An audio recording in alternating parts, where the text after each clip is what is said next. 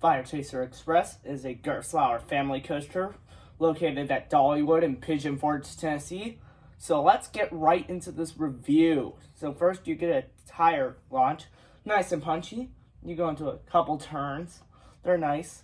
They're not too forceful or anything, but they're nice. After all those turns, you go up into your lift hill, which that part's fine. Then you go into a turn, which you do get some nice views of the trees. And then you get a drop, which is close to giving you some airtime, but you really don't get airtime on this ride. Some of the airtime hills in this layout look like they give you airtime, but they don't.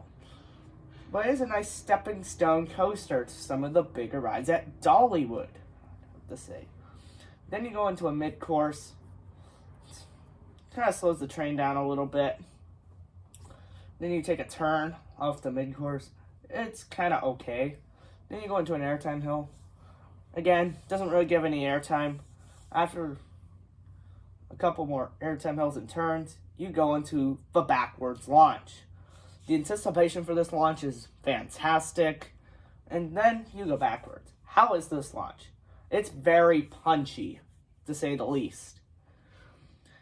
Then you go take the whole layout backwards, which it would be cool if there was some backwards airtime, but there really isn't. But it's actually really fun taking the layout backwards, through some backwards airtime hills and turns, and then you hit the final brake run.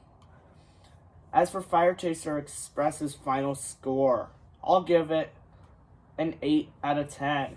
This is a really good family coaster, if not my favorite of all the family coasters I've ridden. So that will wrap it up for today's coaster review.